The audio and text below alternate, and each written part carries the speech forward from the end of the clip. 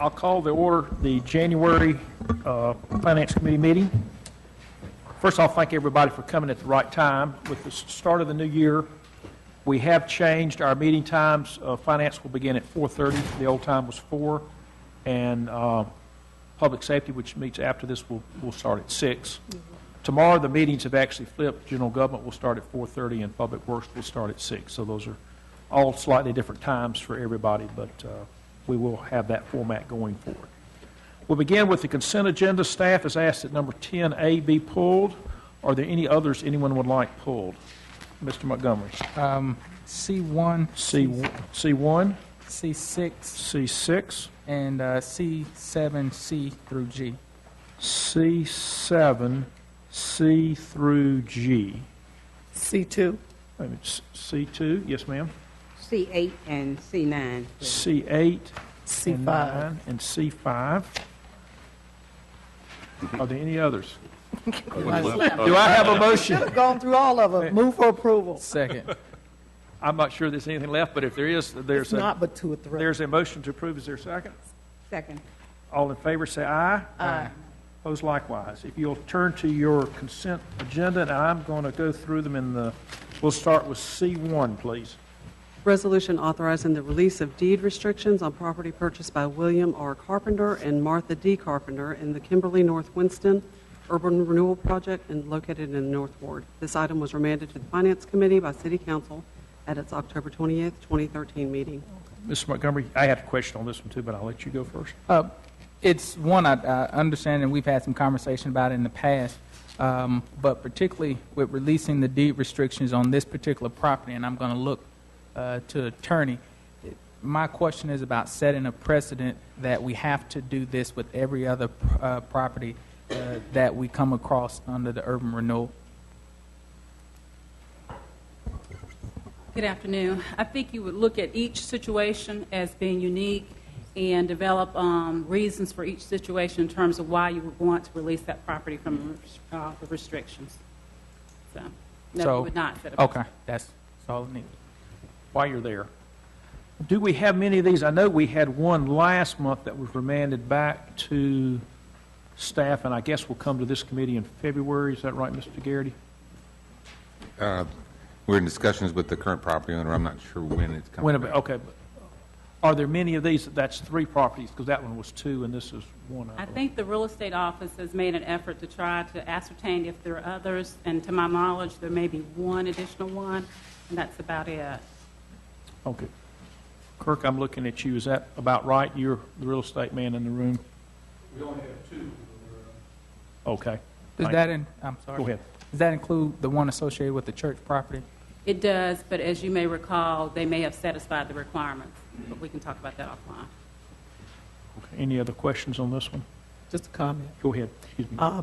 This is in the North Ward. It's right across from the Goodwill Industry. And I just want to comment that these types of collaborations, or the owners thinking fast forward to get there with the community organization or whatever, I think this is good for the community. That lot has been vacant, I don't know how long. Ever since I can remember, way back when I was a child, that lot has basically been vacant across the street. And over the past years, we've used it for parking, for the fair, or other bigger events. But I would be very glad and happy just to see something go on that lot at that intersection. And I thank you. Okay. Is there any other questions or comments? Do I hear a motion on this item? Move for approval. Second. We have a motion and a second on item C1. All in favor say aye. Aye. Opposed likewise. That carries. C2 was, and I'm trying to do these in numerical order. C2, please. Resolution authorizing the acceptance of a fee simple donation from Brookstown Development Partners, LLC, located in the Northwest Ward. I believe this was yours, Ms. Yes. Adams. After reading the consent agenda, it seemed like I remember C8. Is it somehow connected to this? C8, I know we're going to, I think somebody called it. I might even call it. Ms. C8. Councilmember Burke did. Thank you. Mr. Turner, would you like to stab at that one? Certainly. The item C2 is for the dedication of land, and there is a separate project that will be tied through a road project, and that's in the budget item as C8. But the answer to your question is they are not connected. But if we don't get the dedication of land, then there's probably not any point in doing the budget amendment item For C8. for C8. So they are somewhat connected then, right? I mean, One is a prerequisite of to the other. if we are going to do the project. But Okay. you could assign the money, since C8 is just a budget amendment, you could assign the money and just leave it there in anticipation of something in the future. Thank you. Move for approval. Okay, we have a motion to approve C2. Is there a second? Second. Any other discussion? All in favor say aye. Aye. Opposed likewise. C2 carries. I did not see C3 or C4 pulled. We're going to C5, please. Consideration of items relating to the reimbursement of local agencies. A, resolution authorizing reimbursement of local agencies due to the delay in receipt of federal grants. And B, ordinance amending the project budget ordinance for the fiscal year 2013-2014. Who asked? Is it you? Okay, excuse me, Ms. Adams, go ahead. I just need to, for the public that's listening to this or looking at this, for us to explain a little bit better as to how or why the city needs to help. Okay, we know it's the continuum of care. We know it's about homelessness. We got that. But the money part, you know, the government was remiss and shut down, and the money I thought was coming anyway. So does it mean that we're going to get the money back, or we're just giving up $133,000 plus and we won't see that money again? See, Mr. Page, when you retired now, you got a chance to read everything. Councilman Adams, great question, because actually I asked the exact same question earlier today, because I thought somebody might ask that question. Under this scenario, they will not, we will not get the money back, nor will they get the money back. You'll actually have a similar request coming probably next month from Halls, where Halls will actually get the money back. The difference being, as it was explained to me, that in this case, these were renewable grants, so every year they had to reapply and get the money again. So there was actually a period that the money was not guaranteed for during that gap period. Unlike Halls had a renewable grant, so it automatically, they got the money each year. But this case, the money actually was not awarded until that December the date. So that period from July to December the 16th, they weren't awarded any money, so they will not get refunded those dollars. Were other municipalities affected like this, or was it something we could have done to help prevent this, or it's... If we had told them to stop operating, we had almost dual operations going against each other. HUD was saying that you had to complete your HERF program guidelines by a certain date. Yes. But then the federal government shut down. HUD didn't care, and you still had that deadline that you had to meet. So if we had stopped, if those agencies had stopped providing those services and moving towards meeting that January deadline, there's no way we would have met that deadline for HUD. But they would have been able to save that money. So it was almost a catch-22 that I think other communities were faced with that same, don't know how they are addressing it, but this is how we chose to address it here locally. Is this the final effect of it, the $133,000? Is that all we're going to see, or are we going to see other agencies or anybody else coming besides Halls coming to us? Other than Hall's, not aware of any others, are you all? Thank you. Move for approval. Wait. Oh, sorry. Well, we can take, you got a motion to approve? Yes. Is there a second? Second. Okay, now questions, Mr. Montgomery. My questions were similar to Councilmember Adams on the item, but I know we said that we don't know of any other agencies that would come to us. But if there are other agencies coming to us that may have been affected by individuals receiving dollars from the federal government, but were unable to receive those based upon the closure of government, and so therefore that grant that they had was affected, how do we then say who and who not do we support in terms of giving the dollars to? Because I'm aware of at least one other agency that was affected, but they have not come to the city asking for dollars. So how would we say who we're going to support and who we're not going to? I think we'd have to look at it on a case-by-case basis, Councilman Montgomery. For these continuum of care service providers, we typically fund them. So they are part of the service that we offer. For example, if a daycare center that we normally don't provide services to from First Start, or some federal daycare monies came that we don't provide funding to, then there might not be as much justification to provide funding for that type of service. But in this one, there's a direct correlation between the funding that we provide them and the services that they provide their community. But we don't fund them directly, though. We are the pass-through Right. for federal funds. Right. And so that's what I'm saying. We don't fund them directly. There are federal dollars that come through that support them. Right. Any other question? Mr. Richard, did you, okay. Mr. Brooks, Richard, you get first and last name here. Question. It's my understanding, I believe you and I talked about this earlier, that we were made aware of this when the event happened. And it was a classic catch-22 where we had to continue the program in order to qualify for it later on, but they didn't give us the money to continue it. When we finally did get the money, did we get 12 months worth of money, or just the balance of the year? And that I don't know. We'll have 12 months worth of money. It won't begin until December 17th or 13th, and we'll go forward for 12 months. So what has happened, instead of funding it at the beginning of a fiscal year, they're funded it halfway through, so now we're going to be out of cycle? Yeah, we're just about 7 months off. That's what the gap is. Okay. It's a one-time gap. Has I don't know who to address this to. Has anyone tried to approach the federal government on getting a retroactive reimbursement? And Leslie, I don't know if you can even begin to answer that. I can't off the top of my head here, but it's something certainly that I'm happy to inquire and find out if other communities have had the same problem, and whether there is any type of retroactive way to fill the gap. I would just need to talk with everyone and get up to speed on it a little bit more closely in terms of what you know. Mr. Page, would it be appropriate to put in this motion that if, in fact, it is retroactively reimbursed, that the city would be reimbursed from the agencies? Ms. Adams, I think you made the motion. Would you mind accepting that as a friendly Yes. amendment? Yes. Okay, thank you. No. And Ms. Burke seconded. She's okay. And I'd only also add, and I know we'll get to something later on, but that we, at the very least, include in our conversations of our federal agenda the impact locally that the shutdown has had on us locally, and the dollars that we're having to expend out of our general budgets that we would not have had to. Okay, we have a excuse me, Ms. I'm going to make a comment about it.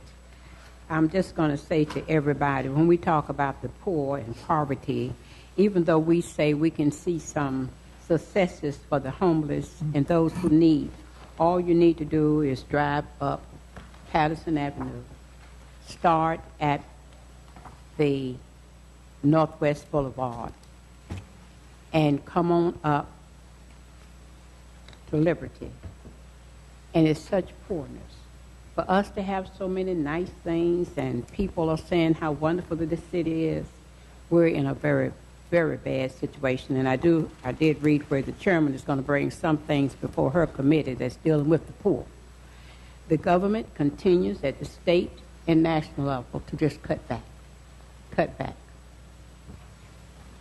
And I just think, Mr. Chairman, as we look at these kinds of things and we talk about the homeless and the poor, these agencies, I also feel that some of them, I know they're doing their best, but it's so sad that they just turn the people, they hang in the street. They get their breakfast, then they're right back on the corner. Then lunchtime, they go eat. They're right back on the corner, and they do the same thing if they can get a place to sleep at night. The city manager and I have been in deep conversations. It's just such a sadness. Thank you, Ms. Burke. Any other questions or comments on this particular item? All in favor, C5, we have made an amendment to add in there, if it is retroactively paid, we will be reimbursed from the organizations. All in favor, say aye. Aye. Opposed likewise. Dan, we're on the consent agenda, and pretty much everything was pulled. So far, I've skipped one, I think. C2, that is, one item. We're now going to C6. If you read that, please. Resolution authorizing Winston-Salem Police Department to pursue grant funding for 2 sworn domestic violence officers positions. Mr. Montgomery, I think this one was yours. Would you like to comment? Yeah, in terms of two things. One, the term of the grant to be clear on that, as well as a plan in how we will operate and work with other local agencies in the community that provide some type of domestic violence services to the community. I know that Family Services, in which provides lots of domestic violence services in the past, have been hurt by reduction in grant funds, and so they've had to cut back on staffing that works in that. And so how can we work with established entities to work in the domestic violence area? Yes, sir. We presently work with Family Services. We work with Safe on 7. That's the program that operates the domestic violence operations out of the district attorney's office.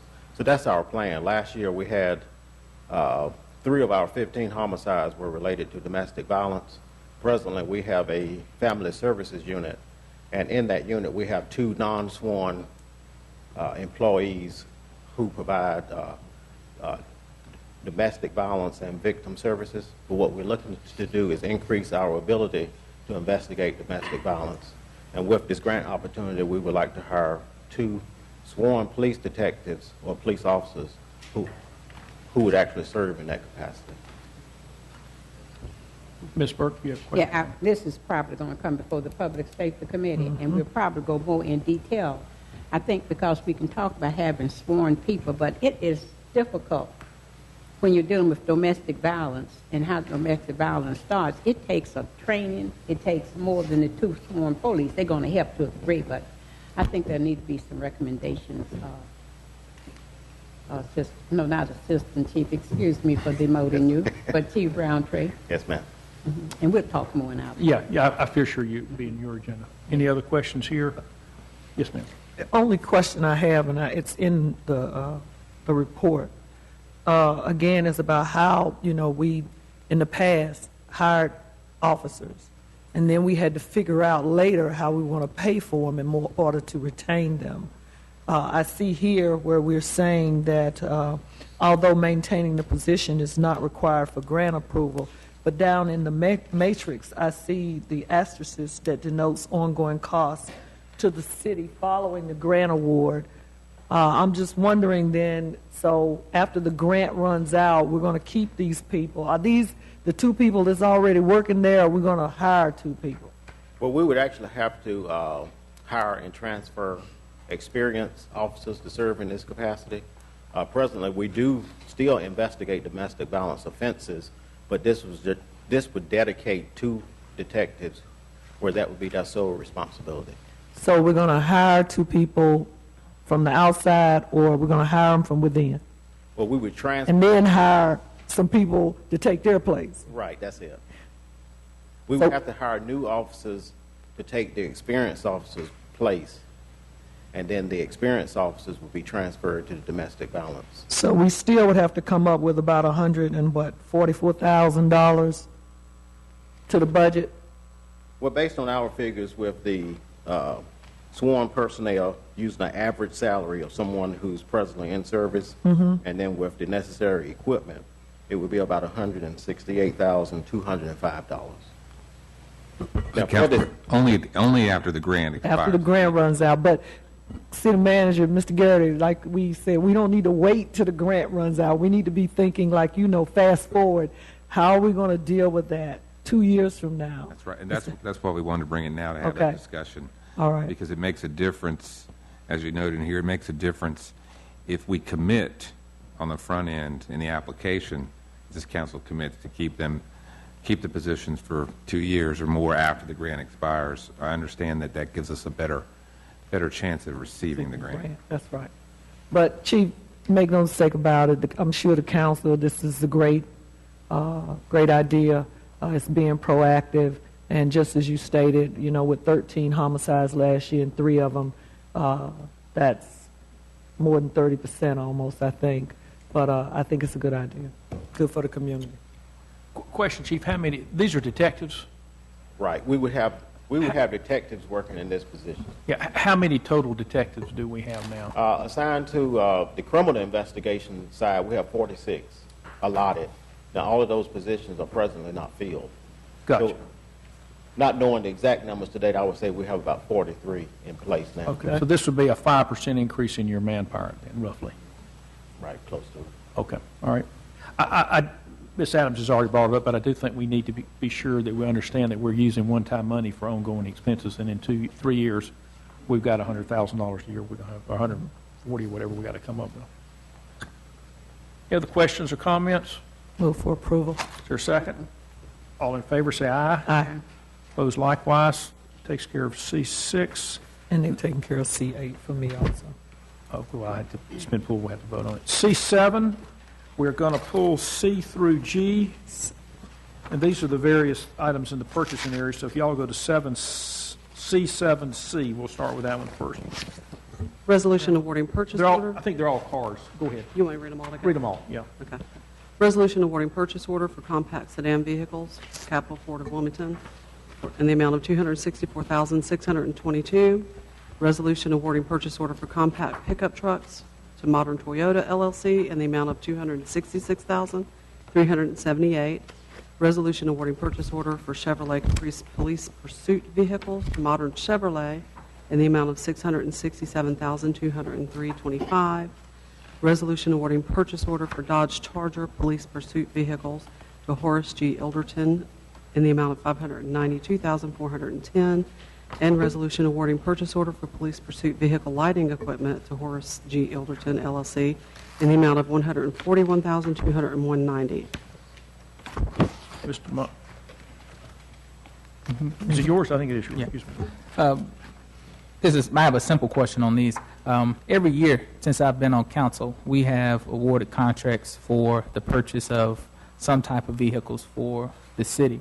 And looking at many of them, whether they be local dealerships or dealerships within the state, the question is a simple one in terms of the recurrence of using the dealerships, particularly for city employees. Do any of these dealerships actually provide anything back to the city or in some form for our employees? Like a discount. As far as an incentive reduction, if an important, not that I'm aware of. No. Okay. There's a lot of money we give them in contract. I was just wondering about that in terms of any additional things that we have. I'm not sure that would be kosher. What does our attorney think? Yeah. Yeah. Yeah. May I just say Yeah. this? At one time, when I first was elected, at times, companies used to give things back. We stopped that a long time ago, those kinds of, it would be misunderstood. Yes, I trust what I'm being told, but could we look into it? Because, I mean, I just know that at Johnson Controls, our employees have discounts at every automotive person in the United States, whether it's BMW, Ford, Chevrolet, you know. We got deals with AT&T, Verizon on phone discounts and things like that. Okay. And if we have discounts at YMCAs and other places, ultimately all of us kind of are connected in making sure that not just the citizens are getting quality things, but, you know, the product itself. So I would look into that to see if there is a way that we could offer a discount. It doesn't have to be to everybody that we have a contract. It could be to all of them, really, I mean, of some sort, because they want the business too. It's no different than that health card that came through a few years ago, basically. We're the city, but somebody wanted us to use their health card for our employees. It's no different. So I would just look into it. I'll ask the city attorney to look at the generic question there. Lee? We do have employee discounts on our website, on our employee center for Verizon, probably 30 or 40 different companies, tire companies. We encourage companies to offer them in general to all employees. What we don't do is link them to a contract, but we can get you some more information. Mine wasn't about linking to a contract, just whether or not they offered anything or not. We'll look at it. Thank you. Thank you. I would like to say I am delighted to see that we're actually buying cars from some local dealers instead of everything from Capital Yes. Ford. So I will compliment Modern Chevrolet. I think we bought some cars from them. Yeah. There's a motion second. All in favor say aye. Aye. Opposed likewise. We will now go to C8. I move for approval of That C8. was answered with number It was two. answered with C2. And I need to have, after you're going to approve it, I have some questions. Okay, is there a second? You want? Second. I'll Second. Okay, Ms. Burke, go right Yes. ahead. Mr. City Manager, I don't know who would answer this. I've always asked questions about the convention center, and I was concerned about that. We know that we did lease it. Just bring us up to date to let us know, and then how much more money are we going to have to be paying toward that project? Yes, Mr. Rao to give us an update on the convention center. Yes, Councilmember Burke, this particular item is just to replace the gas boiler at the convention center, which may exceed $100,000 in cost. There is an internal team that is still looking at the recommendations from the consultant that prepared a master plan for the convention center. Those recommendations are being reviewed by the Public Assembly Facility Commission. The plan is to take those recommendations again to them this month for their final recommendation to the City Council. Mr. City Manager, what I want us to do from the day that we entered into the contract with the convention center, I just want us to be updated because some of the newer people may not had the whole story. I never did quite agree with what we did, but we did it. Okay. And I just want us to know how much more money are we going to be expected to put in it? And what are some of the things that need to be taken care of that would take the tax dollars? Okay, we'll bring you that report. Thank you. Okay. Is any other questions on C8? We already have a motion and a second. All in favor, say aye. Aye. Opposed likewise. We're now going to C9. Information on user fee review process. That was me. Ms. Adams, I had a question too on it. Go right Okay. ahead. And I have one, too. Go right. You first. I just wanted to say I'm glad that we're now moving forward in this direction to start to review whether it's our fees / policies and procedures and bringing them up to date with other cities and or just for the city of Winston-Salem. I think that, when we have these types of things and citizens, they know more about the fees than we do as to when was the last time it was updated, or when we make a change and we haven't done it consistently over time. I think this is a good move for the city, and I thank staff for doing that. Thank you. Ms. Burke, do you have a question? Yes, I was going to make a comment about the user fees. And looking at these user fees, at one time we were having a problem trying to collect. How are we doing as far as collecting fees? I would have to do some research on that, Councilmember Burke. That would be important for you to do some research and then just sort of update me. Thank you. My question was, and you addressed it briefly here, our biggest fees are the enterprise fees, water, sewer, buses, whatever it may be, and I think they need to be on the list. I know we're going to do them every year, but I'd put them in, I'd have a fourth, fifth category here then, enterprise funds, and then list the folks. Move for approval. There's a motion to approve, or is this just for information? Just for information. Just information. What this is, for any new folks, we did address a number of recommendations from the Citizens Review, Budget Review Committee, or Efficiency Review Committee, but there were a number they said needed additional work, and this is part of it. So this is just an ongoing effort in that area. Okay.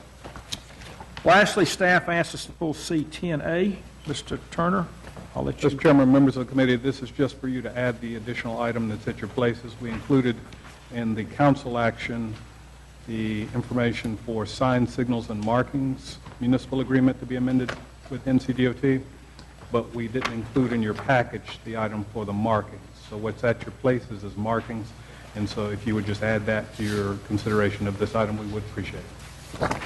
Okay, any questions in this area? One question. How large are the schedules, Mr. Turner, for this? I mean, I see we talk about it, but I didn't see it in here, so is it a lot of information, or?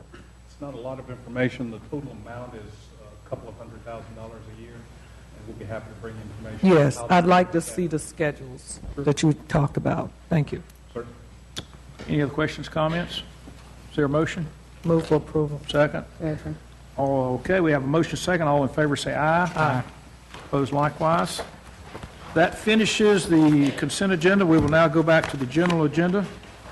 And we have, I think it is Bear with me a minute. There are 3 items on the general agenda. We will start with, and I think we look like our time's running. We got to finish at what time? 6. 6? Yeah, we got it now. We're fine. All right. We good. G1, please. Resolution authorizing additional financial assistance for previously approved revitalizing urban commercial area project located in the Northeast Ward, Ogburn Station Shopping Center, in the amount of $400,000. Which staff member, Mr. Brooks, would you like to come up and comment on this?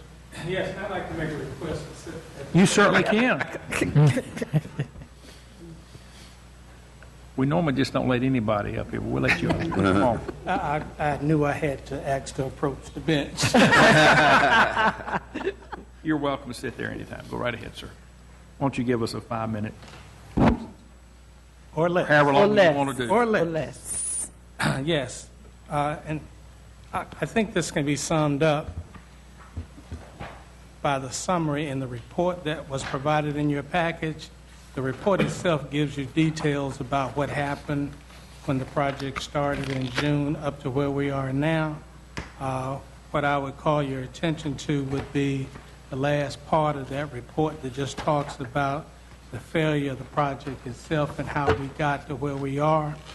And we believe that it was a lack of proper project management and supervision. And some of that was can be contributed to the design of the initial RUPA program, where there was no requirement to have a city staff inspect the construction work and be involved in monitoring the construction work.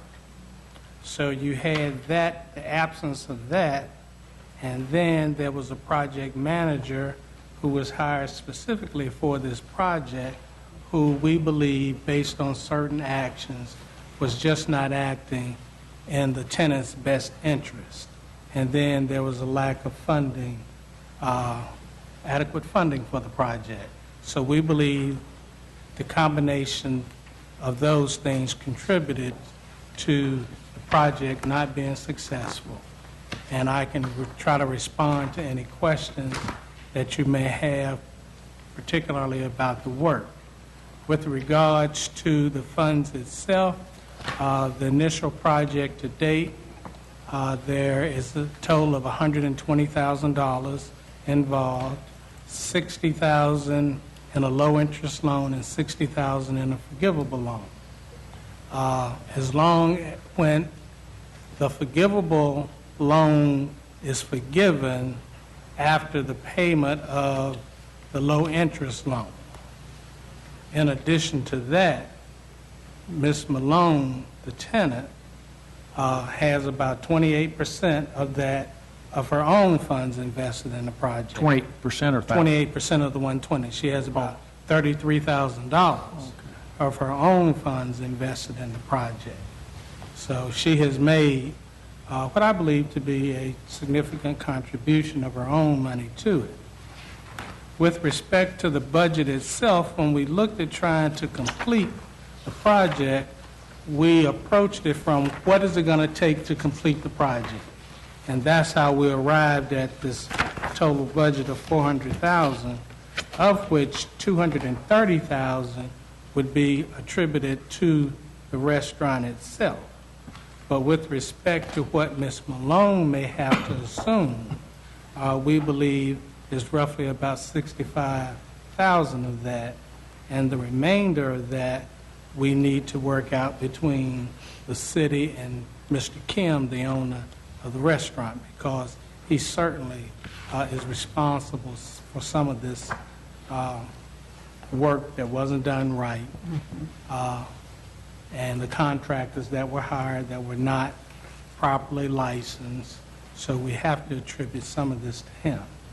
So the remaining portion of that, which would be $129,000, would be just for the shopping center itself, improvements to the shopping center itself.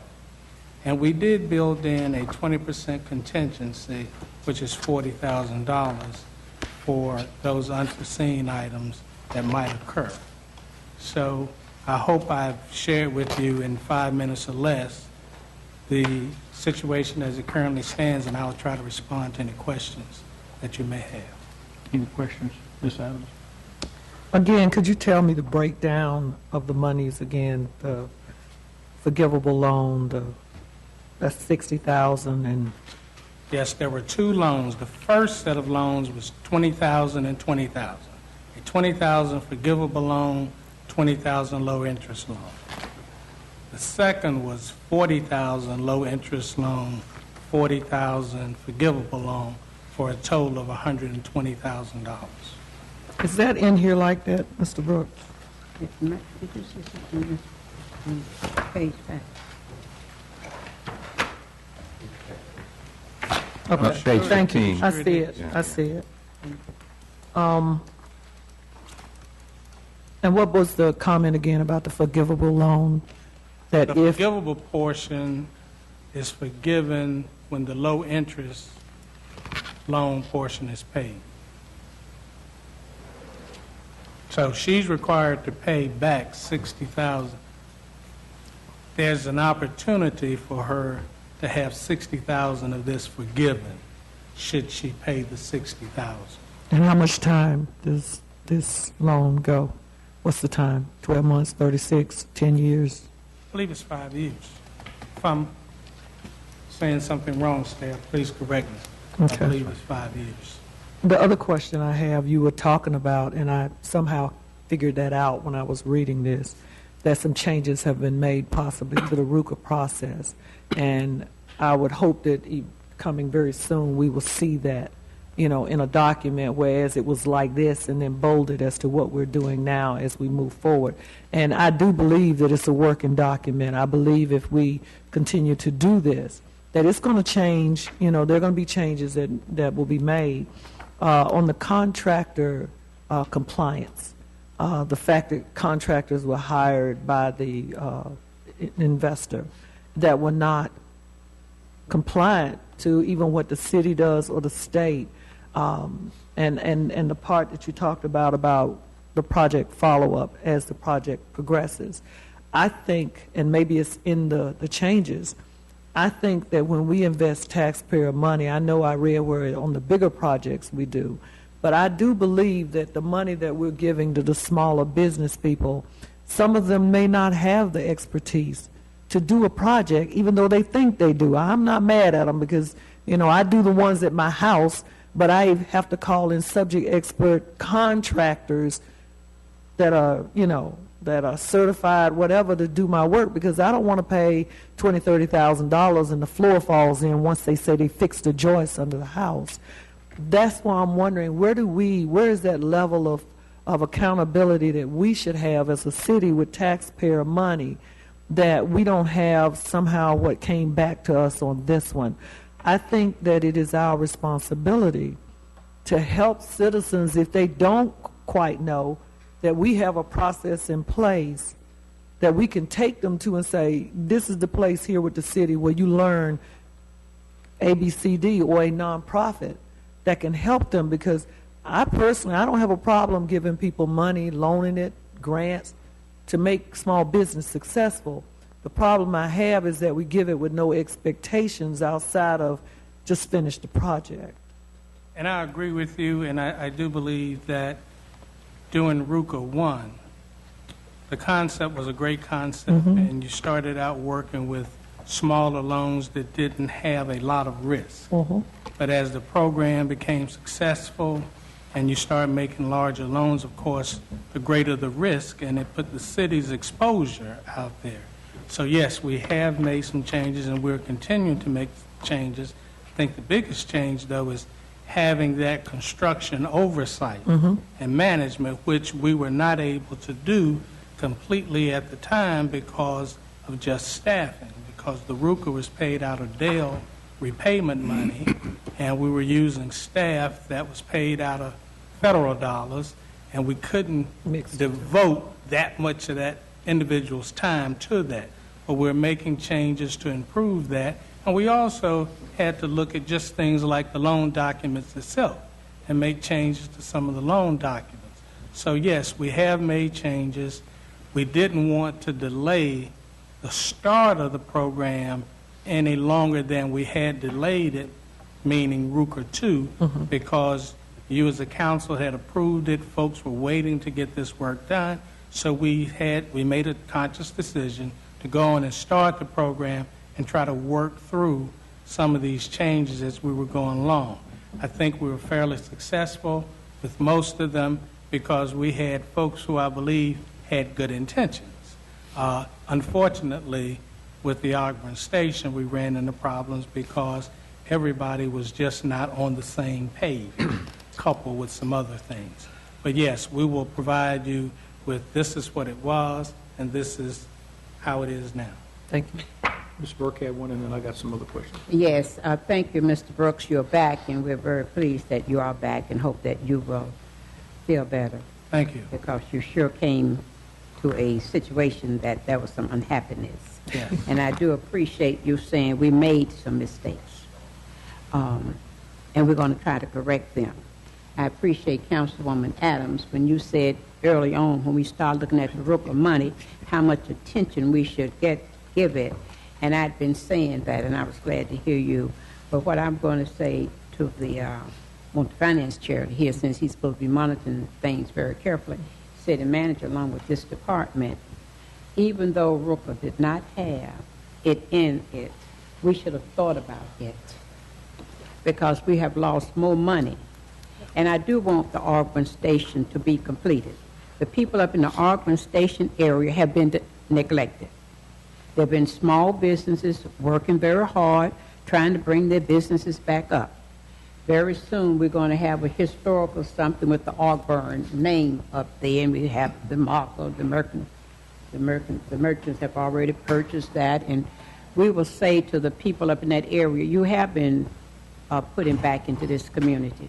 You have been providing some opportunities and some jobs, and I just would hope that we could get this project moving on so we can move forward. Because if we go back and listen to some things that Councilwoman Adams said, it really, small businesses, they don't have that expertise. They don't even have the time. And when we see small business operating like this, we were supposed to be a little more sophisticated and found a way so we wouldn't have had this road we're traveling now. I agree with you, and it's going to be challenging, but we will rise to the occasion and do just that. That's right. I got some here. I'll just start here and go around. Go ahead.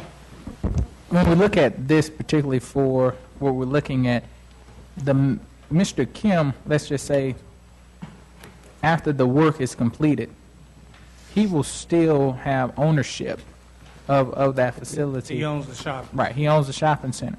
And so my only additional question there is in terms of making sure that he is engaged in the process, because at the end of the day, although we're going to support this small business that's in there, making sure that although we're having the conversation with the individual tenant and the process that they're going, what exactly are we going to do to try to make him more engaged in that process and hold him accountable as the owner of the property?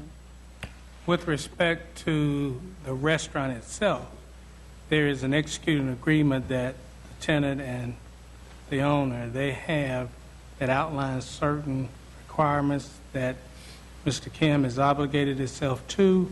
We have signed documents from Mr. Kim where he's agreed to do some things. He has a separate RUCA loan for the shopping center that we will be working with him on the other aspects of the shopping center.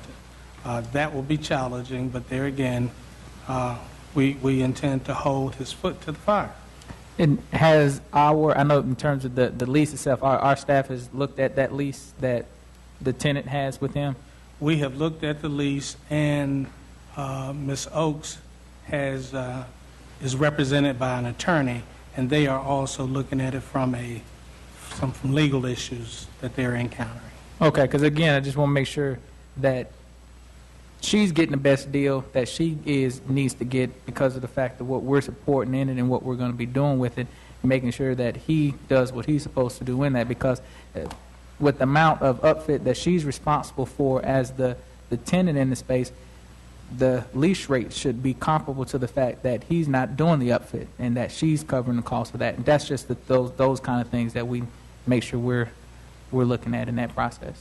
Well, as I understand, there are some issues they're having now, some discussions with the lease, but we have some signed agreements with Mr. Kim where we're actually deducting some of his RUCA money to do some of the work at the restaurant. Okay. Mr. McIntosh. I'm going to ask this as a newbie here, but Yeah. and I'm somewhat familiar with the RUCA program, but is this a real estate deal a real estate loan that we're making, or is this a small business loan, or a combination thereof? It's more of a business loan. Okay, because if it's a real estate loan, I would have some concern over the value of the finished product after we're done It's more of a putting our business money loan. into it. Okay. Is that all? Yeah. Molly? Really, I was mostly, what I wanted to ask was answered. It was about the responsibility of Mr. Kim and,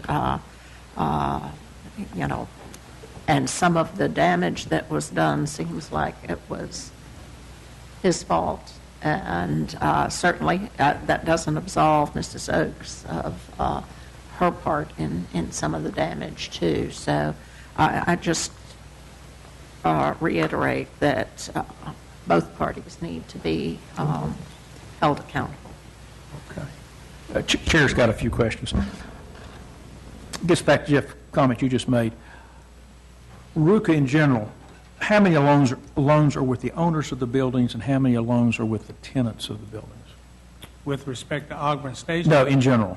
Because, well, I know the one, it's not King Shopping Center, it's whatever it's called. Southeast Plaza. Yeah. Southeast Plaza is That's the owner. only one that I'm aware of where you have the owner taking on the full responsibility for the shopping center, and there aren't any tenants. Okay, but my question was, if I were to look down all the, we'll just take an example here.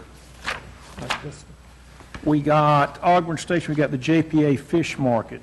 Is that the owner or the tenant that has that loan? JPA is the owner. Owner, okay. Which is not a part of the shopping center, but in the Ogburn Station. That's what I mean. I'm just looking at this page. Then the next one is the Ogburn Station Meat Market. That's a separate building. Separate building. Is that with the owner or the? That's with the owner. Yeah. I have two concerns with it. One is the loans that seem to be working are the ones with the owners because they've got meat in the game, and we have collateral, the building. If we're making a loan to a tenant, as Mr. McIntosh just alluded to, we're not making a real estate loan, we're making a business loan. And I think the problem we have here is there was no business plan. And we're talking about, as bad as it is, they took out a load-bearing wall. That's what damaged the roof and all, whatever. But, you got in here on the page, we got first off, I think a lot of the money we've already spent has kind of gone down the drain, it sounds like. Mm-hmm. So we're kind of starting all over again. But you got HV electrical, tile and plumbing, tile and flooring, plumbing, and drywall. But in restaurants, you also got ovens and stoves and fryers and tables and chairs and dishes and everything else. And I am very concerned whether or not everything's been looked at. And a business loan should look at, okay, this is your anticipated revenue, expenses, this, that, and the other. I mean, we did $120,000, and now we're coming back for $400. We weren't even close on the first estimate. So I am not going to be supporting this. I think it's good money after bad. We had some unscrupulous people in here. If anything, the police should be investigating, or somebody should investigate why someone took out a load-bearing wall that's not being held accountable for it. And until I see some accountability here, I will not be supporting this. I think it's good money after bad. I think it's doomed for failure because, quite frankly, I'm not sure anybody involved in it quite knows what's going on. Are you ready for a motion? Yes, ma'am. I move for approval. Is there a second? Second. Any other questions? Yes, ma'am. One more comment. To your credit, Chair, I agree with you, and I'm hoping Mr. Brooks and his staff will bring us that, and that's part of the change of the RUCA program. Again, when it first started, great idea, but now we're looking at bigger monies that are going out. That's really taxpayer money, kind of. And we got to be more transparent as well as accountable to how this money is given.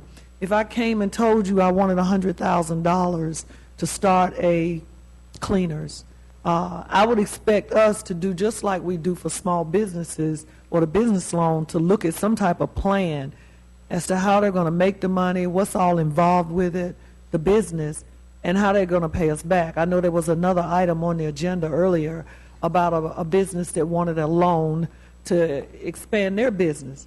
But in the reading of it, the person's got a $100,000 life insurance policy and all kinds of stuff connected to this $100,000 that they're borrowing from us. And it was more than just one instance of how we expect to get our money back, taxpayer money. I'd like to see more things like that as well. And again, like I said, the process is changing. It's a working document. And I don't see anything wrong with that because we're the keepers of the trust of the citizens of Winston-Salem. So, okay. Any other questions or comments? All in favor, say aye. Aye. Opposed? No. Carries 3-1. Thank you. Thank you. Yes, ma'am. Mr. Chairman, I really, you don't know how my heart has felt about this situation.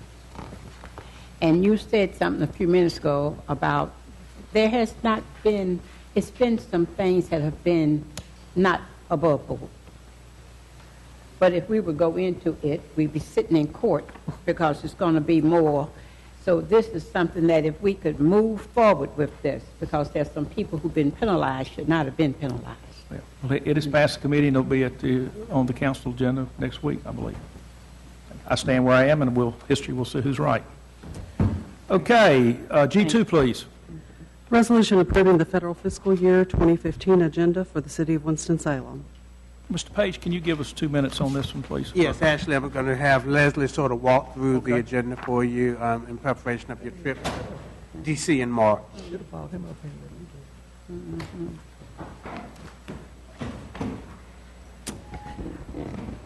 Good evening, Mr. Chairman and members of the committee and council. Thanks for having me here this evening. As many of you know, we go through an annual process as part of your federal advocacy plan where we determine the items that you want to take forward, both from a policy and legislative as well as a funding list of priorities. And those are my marching orders for the year that I take forward on your behalf and in collaboration with you and your departments and your management. Many of the items that you see on this year's draft agenda are actually carried forward from last year because we enter into the second session of the 113th Congress. Therefore, those items that are still pending that have not been resolved can still be under consideration under the same bill numbers. So it's not uncommon to have many of the issues move forward. And then typically after the next session or the next election, we'll reevaluate even further to see what adjustments need to be made. But there have been some new items added as well, just depending on some of the issues that have come up throughout the year. These are, as I said, they're marching orders. They give me some sense of direction in terms of what you would like done, but it's also remains flexible so that as new issues occur, we can add to the agenda and modify it as needed. A good example of that would be a few years ago when the fire station funding got stuck in the process, and we needed to go in and work with the delegation to have those funds released so the project could move forward and we could meet some building deadlines. So that type of thing comes up, pretty frequently, where we go in and we modify the agenda so that it's not something that can't be done, as needed when new things come up. I'm continuously monitoring everything that's going on in Washington, as you know, for potential threats to bring to your attention that you need to respond to, as well as potential opportunities. And again, those things can be used and modified. And as you know, we use this as as talking points for when you all come to Washington and meet with the delegation and the federal agencies, as well as when you have meetings here locally with members of the congressional delegation. And I work with your talking points and on your briefing sheets to bring those issues forward. Overall, I'm here tonight, of course, to present this, to get feedback, to see if there's any questions, and certainly, of course, if there's any modifications. Thank you. Any questions initially? Alan, I'll start with you. Yeah, thank you. Hi, Leslie. Good to see you. Certainly an aggressive package as usual. I was particularly interested in the Marketplace Equity Act. What's your take on that? Is that going to get any traction, you think? I mean, that's, Mr. Chairman, I see that as a growing issue for us as a city government. Where is this on here? It's the last page. It's on online the sales tax legislation. legislation. As we continue to see the growth of online shopping, just the impact on us as a revenue source. And I think some of the major retailers have actually come on board now and supporting it. Maybe Amazon, but I don't know about that. I would be. I mean, I would be interested to see. I have to go back and check that. I haven't seen that Amazon may be on board. Maybe they're looking for a compromise. It has been getting a lot of attention, particularly as local governments like yourself have been very good about staying vocal and pointing out that there's millions of dollars lost not only at the local level but at the state level as well.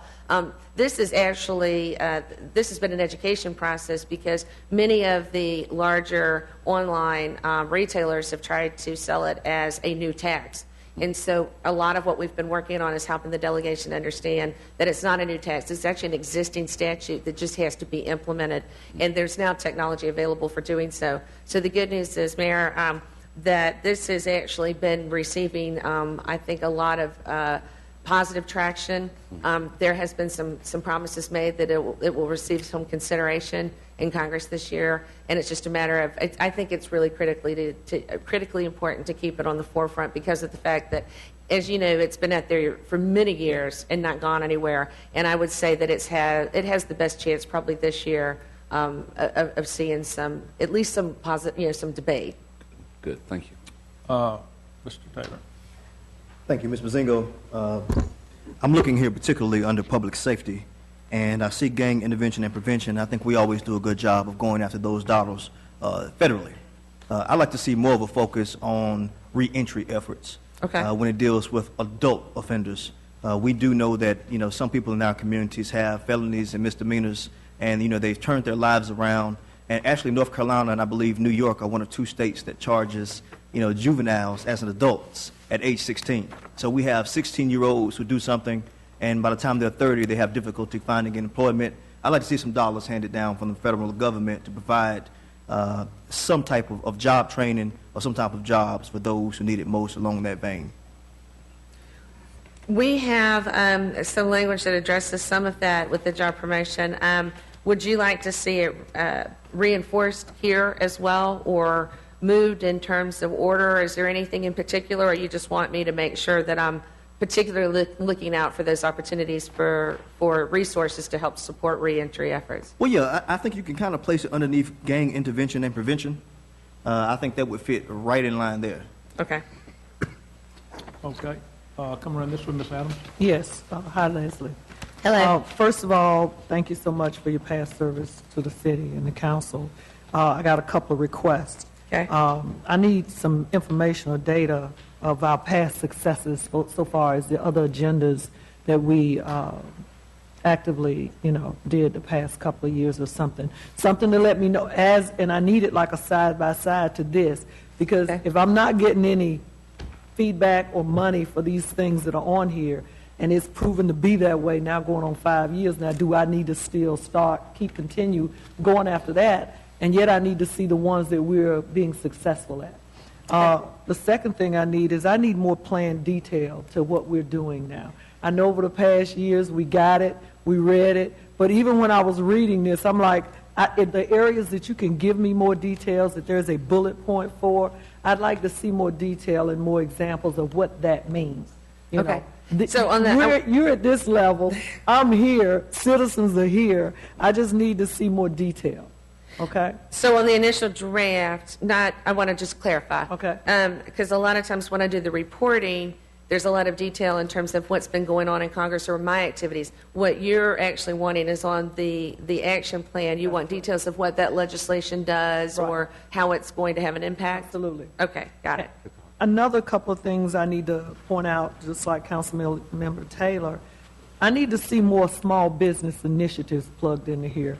I know that we get this money from the CDBG and all of that, but I want to see a bullet point where we're now going after dollars to help our small businesses, because, again, the big boxes aren't coming anymore.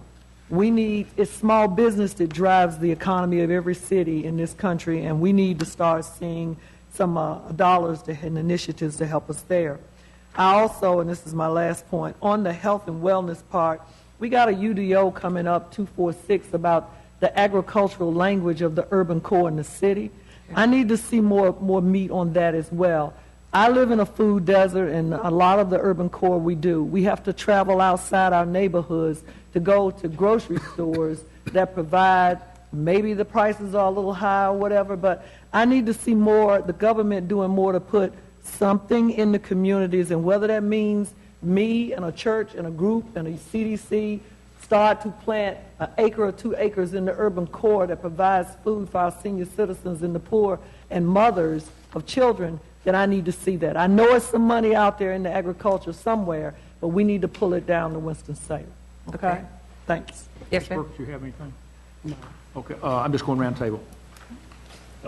A couple of things. Back on the online sales tax legislation, do I remember correctly that it actually passed the Senate?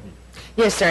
It has gone through the Senate. Right now, what we're waiting for is for the House to take it up. Yeah. I wanted to confirm that. My understanding is that our Washington folks with NLC think that there are the votes in the House to approve it, but it's being held at this point in committee, a particular committee chaired by a representative from Virginia.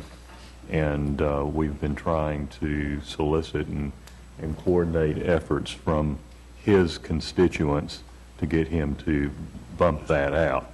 Just for background, folks listening, this is not a new tax. This is it's known by its title of marketplace fairness. It might also be better known even as Main Street fairness. It is to provide a uniform national interstate system for collecting taxes on sales that are already owed, but because of the different ways that states apply and interpret this, they are effectively uncollectible. This would provide a consensus arrangement by a broad swath of parties to making those collectible, thereby not giving out-of-state online retailers a significant advantage over local Main Street and on the corner actual sales businesses. So that's what we're trying to do with this. It's a top priority of the National League of Cities, and it will be particularly effective, I think, to have our representative in a position to coordinate with them on it. The other thing I wanted to bring up, speaking of NLC priorities that also impact us locally, I don't know if I've ever looked at it someplace, but ongoing potential for the municipal bond, interest deduction, elimination, or cutback. Do we have that on our? Okay, very good. Under the financing here, we've got to oppose efforts to do any type of repeal, and actually, in our letters to the delegation, is to even modify that tax exempt status. Very good. All right, thank you. Mr. Montgomery, you were next.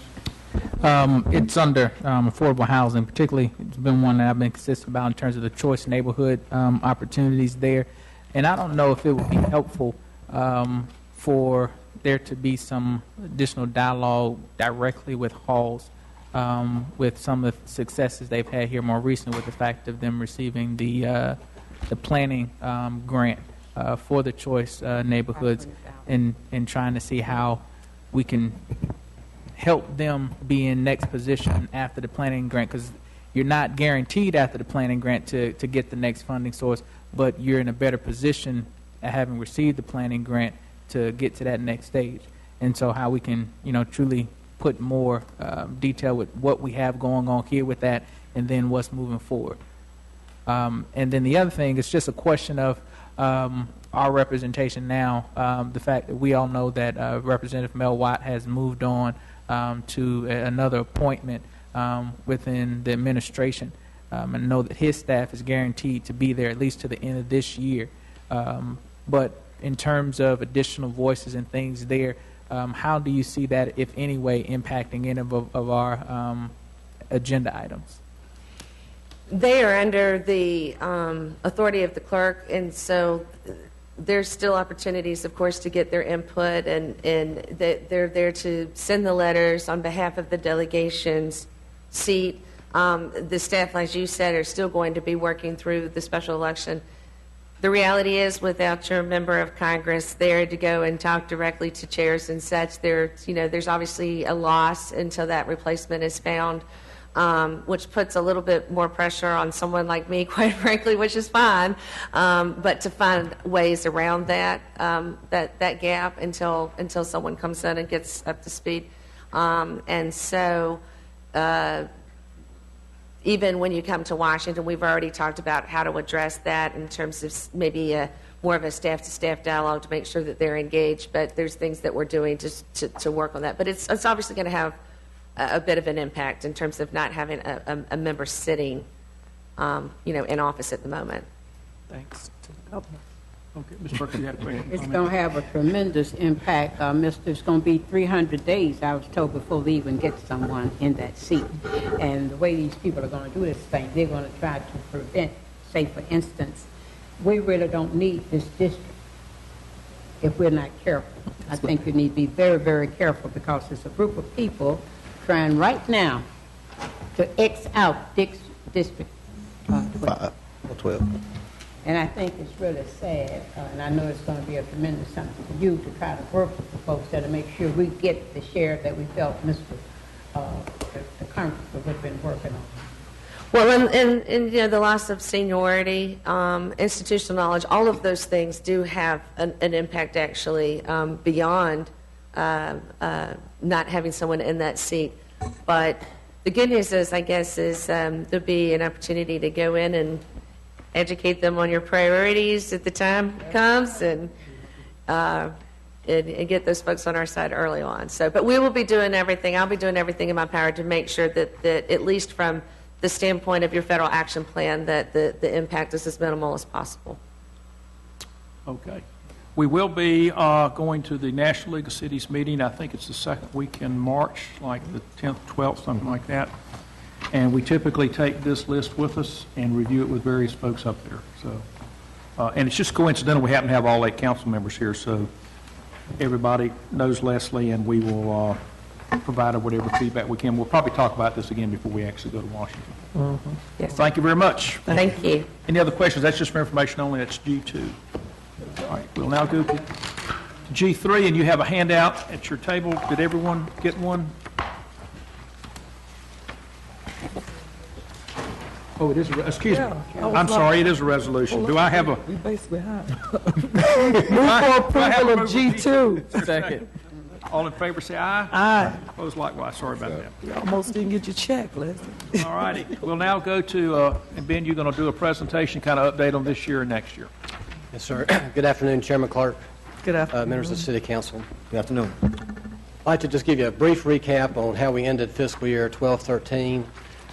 Give you an initial view of how we think we're going to end up for the current fiscal year 13-14, and an early projection for fiscal year 14-15. So the first slide there, we budgeted to use a little over $3 million to balance out the 12-13 budget. We estimated back in January that we might use only about $500,000.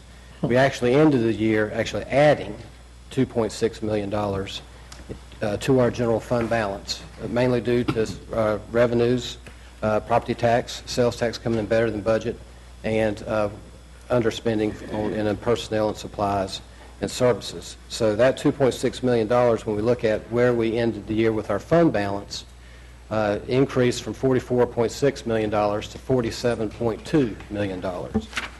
So after you take into account the changes in our restricted portion of our fund balance, the 10% reserve, that's a financial policy of the City Council, and the amount that we budget for the upcoming fiscal year, 13-14 in this case, that leaves us with $14.4 million in undesignated general fund balance, which could be used for one-time needs. In terms of looking at fiscal year 13-14, we had budgeted to use $2.2 million. Right now, based on what we've seen through about November, December in terms of our spending and our revenue collections, we're estimating that we'll only need to use $1 million rather than $2.2 million. Right now, expenditures are, for the most part, tracking with the year. And on the revenue side, we have received a hold harmless payment that the General Assembly had approved for this fiscal year that is helping us on the revenue side, and thus we're estimating we will not have to use as much of the fund balance that we had budgeted. Thank you. So looking ahead to 14-15, and this is an early forecast, even though we're through half the year. Some of our revenues we haven't really received a full year's worth, especially the sales tax revenues. Right now we're projecting $176.3 million in expenditures and revenues of $173 million, and that includes using $2 million in fund balance. That little yellow is $2 million? That's little yellow is the $2 million. That's typically what we budget for, and really reflects our intention to try to be conservative in estimating our revenues and our expenses. We hope that we actually will not have to use that fund balance. But that leaves us the gap of about $3.3 million. So some of the challenges there, and the version of this presentation that I had sent you earlier in the day has another slide behind it, but it kind of is repetitive. So this is the slide that I want to primarily focus on. One of the assumptions that we know is coming, the General Assembly did approve legislation this past session that excludes proprietary software, computer software, from the tax base. And based on discussions that we've had with the tax office, that amounts to about $300 million of tax base that would go away. And so the impact on the budget would be almost $1.6 million. That's basically the Caterpillar plant. Well, that would be basically our data centers. Yeah, Caterpillar plant was about $300-400 million. Yes, yes, that's correct. Yeah. It replaces or it takes away the gain from the Caterpillar plant. Yeah. Correct, that's correct. And then you can see some of our other revenue assumptions there. We actually, if you exclude the proprietary software impact, property tax revenues look to increase a little bit based on some modest growth in the base. We're anticipating some growth in sales tax collections. Utility franchise taxes, based on what we've collected to date, they are trending down right now, so we're kind of carrying that through. But this does not assume any net change, net decrease as a result of the legislation that was passed this summer, where the state basically is doing away with the utility franchise taxes on electricity and natural gas and replacing that with a state sales tax on those areas. So we're right now assuming no net change from that legislation. What's the total amount of that utility franchise tax? I think it's, 11 to 12? I think about $11 to $12 million total. And that's in 4 areas: electricity, natural gas, video programming, and telecommunications. Okay. And we think we're going to be about 400 short there. Okay, thank you. We're also assuming that this coming fiscal year would be the end to the solid waste transfer that covers a portion of our curbside recycling program. That's a $587,000 reduction in revenue. But on the flip side, because the general fund is assuming 100% of the financial responsibility for the curbside program, the revenues from the sale of the commodities will now be accounted for in the general fund. So you have really a net impact of only almost a negative $200,000 there. Is that understood with Utilities Commission? Okay. We've reflected that in the long-range financial plans projections. On the expenditure side, we are assuming a 2% merit increase, basically using the same tiered merit system that the council adopted this year. This does not include any market pay adjustments, just merit increases. And then we have some increases built into our projection for rent. We know there's some facilities that we rent that will have some escalation clauses in them. In terms of capital leases, we're assuming $800,000 increase there, and that's just a reflection of the need to continue to replace equipment. We're seeing our vehicle maintenance costs continue to creep up a little bit, and so we're continuing to try to catch up on replacing equipment that's either met age and or mileage thresholds. I believe, Ben, you also told me that very little dropped off because 5 years ago is when the freeze started. We didn't buy much 5 years ago, so. Yeah. That's correct. Actually, the base budget only drops off about $200,000. And I know during the Great Recession, we did push replacements out. Yeah. And eventually, things were out. That's correct. Okay. And then the last change there is really related to the property tax revenue on that second line, where we got this one-time money from the tag and tax system, the transition to that. obviously those revenues will go away, but that transfer out of those funds go away too. So really, it's an offset. So those are some of the budget-to-budget changes, assumptions in our projection for next year. Okay. What it doesn't include, and I just wanted to make this note, any other potential impacts from state legislation. The one thing we do know is that there are going to be ongoing discussions about the business privilege license fee. Right. And so we're monitoring that very closly. Then the last slide, just to give you a preview of the budget calendar for the coming year. Typically in March, we have what we call a pre-budget workshop. So we'll update our year-end estimates for 13-14. We'll update our projection for 14-15. And the goal is to provide or to submit the city manager's budget proposal to the city council on May 22nd. And then there will be various workshops of the finance committee during late May and June. Okay. Ben, thank you. We typically do get a mid-year snapshot, which is what this is, and this year looks good. Last year was very good, actually, and we will certainly have our challenges come budget time. Yeah, Questions, comments? Hold our breath until the legislators decide what else they want. That's all. I mean, and I appreciate staff for us moving again towards looking out versus waiting on them to determine our destiny when we know what's going to happen. The more money they want, the more they want from us and our taxpayers. So we just need to, and I know I have a meeting with the League of Municipalities, the Tax and Finance Committee. They have a couple of things they say that are coming at us as well. So I'll be bringing that to us as soon as I find out, I'm sure, as well as our attorney Carmen too. Thank you. Dan, did you have your? Yes. Just I wanted to confirm it. It looks like of that projected $3.3 million shortfall, that nearly half of that is a result of a particular state legislative action in so-called tax reform, basically taking money away from local government. That would be correct. The exclusion of the proprietary software. Yeah. Okay. Ms. Montgomery. Ben, is this your second budget? Yes, sir. As director? Okay.